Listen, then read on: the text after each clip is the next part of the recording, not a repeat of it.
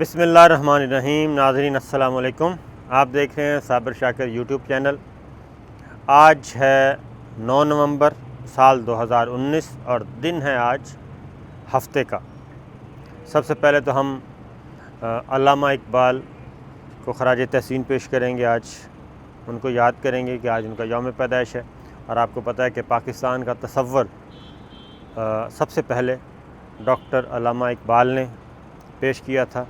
और बिलाशुबा पाकिस्तान के दो हीरो जो बुनियादी हीरो हैं उनमें अल्लामा इकबाल हैं, जिन्होंने तसव्वुर पेश किया और कायद आज़म मोहम्मद अली जिन्ना ने उस तसव्वुर को और अमली ताबीर उसकी दी और एक आज़ाद वतन आज हम उसमें रह रहे हैं।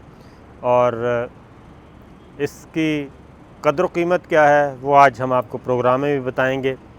एक तरफ करतारपुरा का आज इफ्तिताह हुआ है, करतारपुरा कॉरिडोर, और दूसरी तरफ बाबरी मस्जिद का फ़ैसला आया। हिंदू की ज़हनियत क्या है, मुसलमानों की ज़हनियत क्या है, और ये बताएंगे। और इमरान ख़ान, वज़ीर आज़म इमरान ख़ान ने किस तरीके से नरेंद्र मोदी को मजबूर किया कि वो भी पाकिस्तान की तारीफ़ किए बग़ैर ना रह सके, वो भी आपको बताएंगे। लेकिन सबसे पहले मौलाना फ़ज़लुर रहमान साहब का धरना कहाँ चला गया वो भी बताएंगे। और नवाज़ शरीफ साहब क्या कुछ मज़ीद धरने की आड़ में हासिल कर रहे हैं, क्या क्या मराहत हासिल कर रहे हैं, उसका तज़किरा करेंगे। बैकडोर चैनल पे क्या हो रहा है वो सारा कुछ अभी आपसे शेयर करते हैं। लेकिन सबसे पहले हम आपसे रिक्वेस्ट करेंगे कि अगर आपने चैनल सब्सक्राइब नहीं किया तो सब्सक्राइब कर लें। वीडियो पसंद आए तो लाइक का बटन ज़रूर दबाइए और बेल आइकन को ज़रूर दबाइएगा ताकि आपके पास तमाम इन्फॉर्मेशंस बर वक्त पहुंचती रहें। तो जनाब, सबसे पहले हम स्टार्ट लेते हैं। नवाज़ शरीफ साहब की लंदन रवानगी अभी तक रुकी हुई है और उसकी रीज़न ये है कि ECL से नाम निकालना है और वफाकी हुकूमत जब तक इजाज़त नहीं देगी, ग्रीन सिग्नल नहीं देगी। इमरान ख़ान साहब मसरूफ़ हैं करतारपुरा में, वो वापस आएंगे तो इस बारे में कोई हतमी फ़ैसला करेंगे। क्योंकि वज़ारत दाखिला ने एक चिट्ठी लिखी थी नैब को, और नैब को चिट्ठी लिखी कि जनाब ये मसाइल हैं नवाज़ शरीफ साहब के, तो आपने कहा था ECL में नाम डालने का, तो अब उनकी हेल्थ ग्राउंड के मसाइल हैं तो उनको वापस जाना है। तो आप बताएं ECL में नाम निकालने के बारे में कि जनाब आप अपने कमेंट्स कर दें और अपनी लीगल ओपिनियन दे दें। तो मैंने आपको बताया था कि नवाज़ शरीफ साहब का कंबल जो है ना वो काफ़ी वज़नी है और कोई अकेला उसको उठाने के लिए तैयार नहीं है। इसलिए चेयरमैन नैब और तमाम नैब के जो आला हुक्काम थे और प्रोसिक्यूटर जनरल, इनका एक अहम इजलास हुआ और उस इजलास में उन्होंने सारी चीज़ों का जायज़ा लिया और नैब ने ये कहा कि नवाज़ शरीफ एक मुजरिम है, सज़ा याफ्ता है और अंडर ट्रायल है और नैब की तहवील में था, नैब की कस्टडी में था। इसलिए हम ये कैसे अकेले इजाज़त दे सकते हैं या ये लिख कर दे सकते हैं कि जनाब ठीक है इनको जाने दें। इनकी वापसी की ज़िम्मेदारी किसके सर पे होगी? जब अदालतों में मुकदमात चलेंगे, अदालतें पूछेंगी, तो कल को नैब अदालतों में अकेला कैसे भुगतेगा ये सारे इल्ज़ामात? लिहाजा उन्होंने वापस वज़ारत दाखिला को चिट्ठी लिखी कि लीगल ओपिनियन लेनी है तो वो वज़ारत कानून से लें आप। नंबर 2, आपने हेल्थ का मसला बताया लेकिन आपने कोई मेडिकल रिपोर्ट्स नहीं भेजी, किसी मेडिकल बोर्ड की रिकमेंडेशन नहीं भेजी जिसमें वाज़ेह तौर पर लिखा हो कि इनकी ज़िंदगी को ख़तरा है और इनको बैरून मुल्क ना जाने दिया तो इनकी ज़िंदगी को ख़तरात लाहक हो सकते हैं। लिहाजा आप अपनी लेटर के साथ सबूत के तौर पे उनके दस्तावेज़ी सबूत भी साथ लगाएं।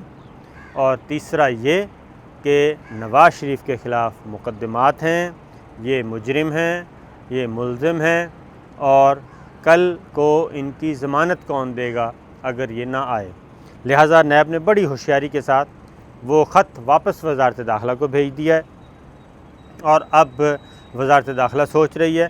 वज़ीर आज़म इमरान ख़ान की वापसी का इंतज़ार किया जा रहा है कि वो करतारपुर से आएँ और आके इसके बारे में उनको बताया जाए, क्योंकि नैब ने ECL से नाम निकालने के लिए का जो सारा वज़न है अपने ऊपर लेने से इनकार कर दिया है। तो ये एक दिलचस्प है।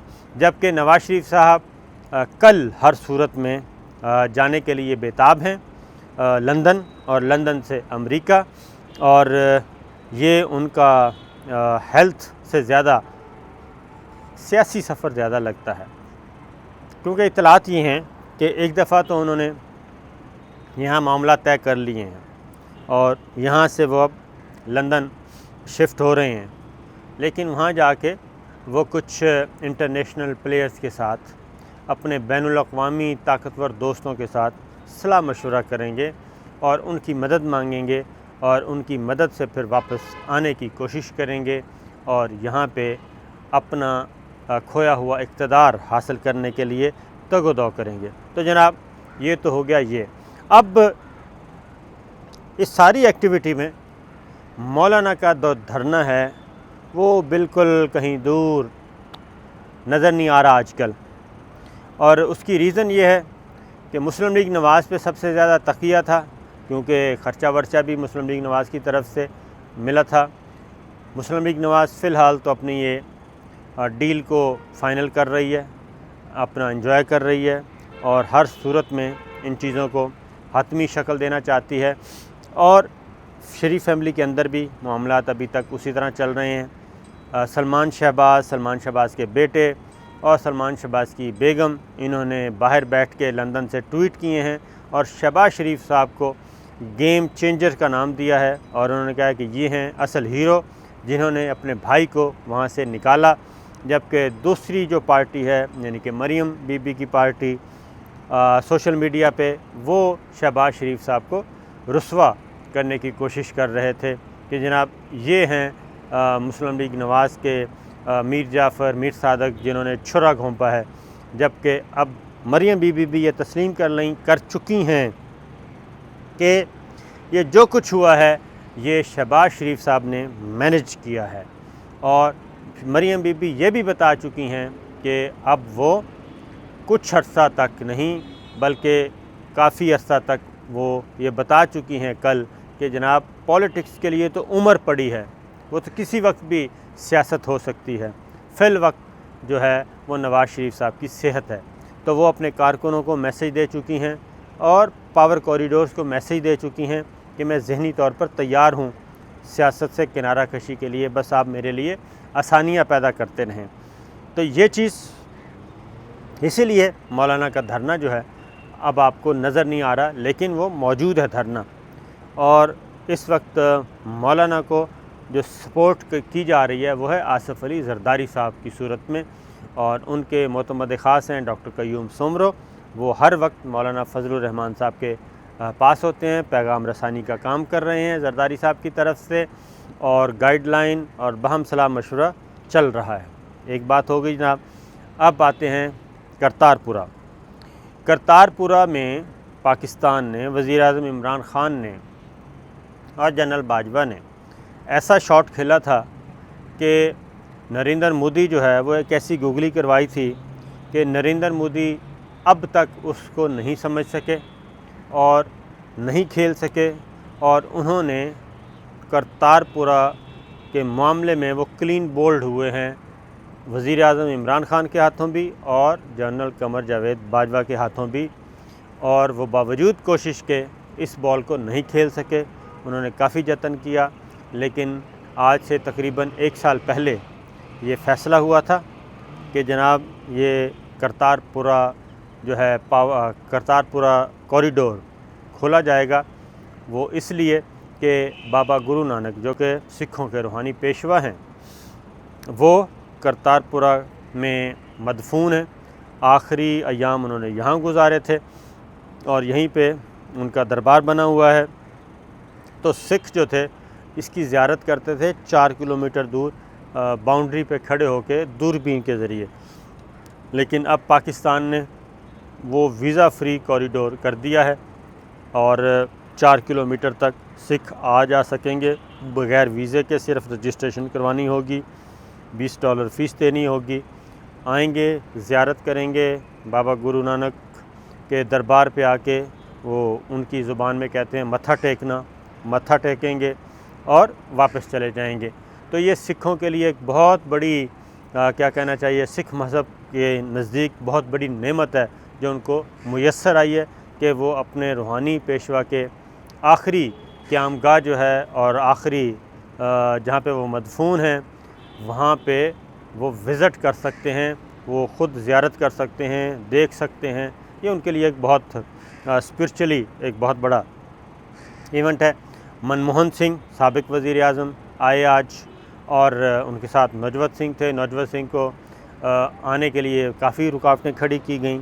वो आना चाह रहे थे वीज़ा लेके पाकिस्तान, और पाकिस्तान से हो के फिर करतारपुर जाना चाह रहे थे, लेकिन भारतीय सरकार ने वीज़ा के बावजूद उनको नहीं आने दिया।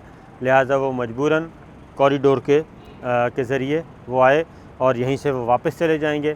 उसकी रीज़न ये थी कि नौजवत सिंह जब आते पाकिस्तान तो यहाँ पे उनका इंटरेक्शन होना था मीडिया के साथ, सोशल सोसाइटी के साथ, तो एक अच्छा पैगाम लेके जाते, अच्छी तजावीज़ लेके जाते, लेकिन मोदी सरकार ने ऐसा नहीं होने दिया। लेकिन मोदी सरकार जनाब आज मजबूर हो गई। नरेंद्र मोदी भरे जलसे में उन्होंने आज पहली मर्तबा वज़ीर आज़म इमरान ख़ान का शुक्रिया अदा किया, पाकिस्तान का शुक्रिया अदा किया, पाकिस्तान की गवर्नमेंट का शुक्रिया अदा किया और ख़राज तहसीन पेश किया कि उन्होंने करतारपुर कॉरिडोर जो है वो बहुत कम वक्त में और बहुत बर्क रफ्तारी के साथ इसको खोला और ये आसानियाँ पैदा की। तो आज अमलन नरेंद्र मोदी क्लीन बोल्ड हुए हैं इमरान ख़ान के हाथों, और इमरान ख़ान ऐसे वक्त में कि जब 27 फरवरी हो चुका था, हमने 2 जहाज़ गिरा दिए थे, उनके पायलट गिरफ़्तार कर लिया था, एक पायलट मारा गया था, उनके फ़ौजी ठिकानों को हमने निशाना बनाया था। ये सब कुछ होने के बावजूद पाकिस्तान ने करतारपुरा कॉरिडोर को जारी रखा और आज वो उसका इफ्तिताह कर दिया। और नरेंद्र मोदी मकबूजा कश्मीर में जुल्म और सितम कर रहे हैं। बाबरी मस्जिद का आज आपने फ़ैसला देख लिया है कि, लेकिन बाबरी मस्जिद में ये हुआ कि पाक मुसलमानों की, इंडियन मुसलमानों की वो अखलाकी फ़तह भी है और सियासी फ़तह भी है।